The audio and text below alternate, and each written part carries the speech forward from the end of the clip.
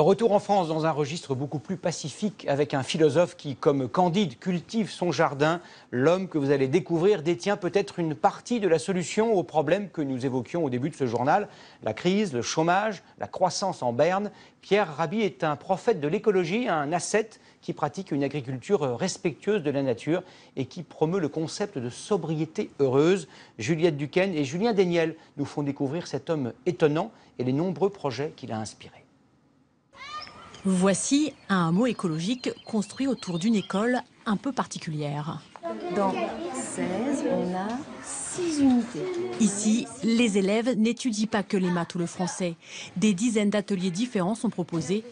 Les enfants explorent leur côté créatif. Ils apprennent à traire les chèvres dans la ferme de l'école. Tu as le tour comme ça. Mais aussi à planter, à repiquer, pendant que d'autres partent à l'aventure.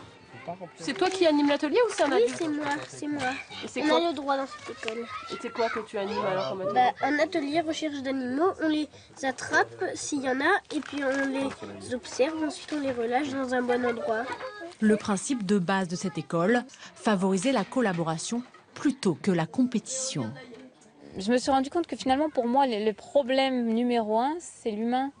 Et donc prendre soin de l'humain à travers l'enfant, c'est prendre soin de la planète. Si on veut que les enfants soient harmonieux, soient bienveillants avec eux-mêmes, les autres et leur environnement, il faut commencer par leur montrer la voie.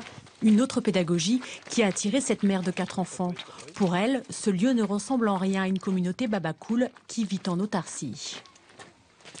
Moi, j'étais plutôt citadine à la base et j'étais même plutôt inquiète de migrer vers la campagne. Et en fait, j'ai découvert que vraiment, ça me nourrissait d'être dehors. Ce lieu, unique en France, a été inspiré par les idées de Pierre Rabhi, l'un des pionniers de l'agriculture biologique. Rien n'est possible si la terre meurt. Si la terre meurt, nous mourrons, c'est tout. Il n'y a pas tourner en rond. En plein cœur des 30 Glorieuses, Pierre Rabhi fut l'un des rares à avoir anticipé cette crise et avoir perçu les contradictions de cette économie en quête d'une croissance infinie. En 1963, il a décidé d'aller vivre dans cette ferme en Ardèche pour inventer son propre mode de vie, un quotidien où il serait tout simplement heureux.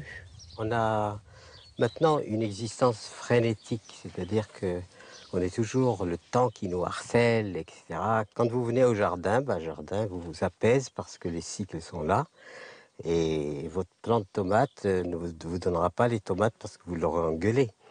Il les donnera quand ça viendra. Cet agriculteur, écrivain, philosophe, a décidé d'expérimenter à grande échelle cette façon de vivre autrement, où la terre et l'humain sont au centre. Un succès. En 40 ans, il a été à l'origine d'une dizaine de structures à travers le monde. Et ses idées ont nourri d'autres projets, parfois inattendus, comme ici, au domaine de Carbastic. Un hôtel-restaurant de luxe qui appartient à la princesse de Polignac. 176 hectares de terre, avec un potager bio, des ruches, un bois, un marché ou encore de la production de safran. Les radis, les carottes, tous les légumes proviennent du domaine. C'est un bon appétit. Le premier objectif de ce lieu, convaincre les élites.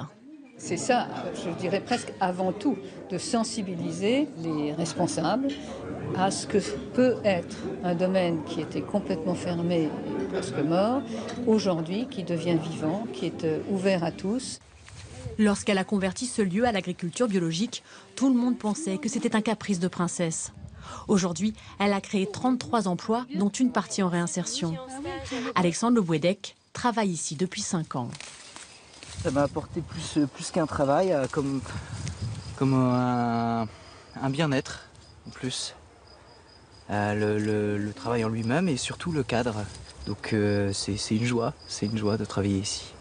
Pour moi, cultiver son jardin aujourd'hui est un acte politique, un acte de résistance contre les trusts qui confisquent au genre humain la capacité de se nourrir par lui-même.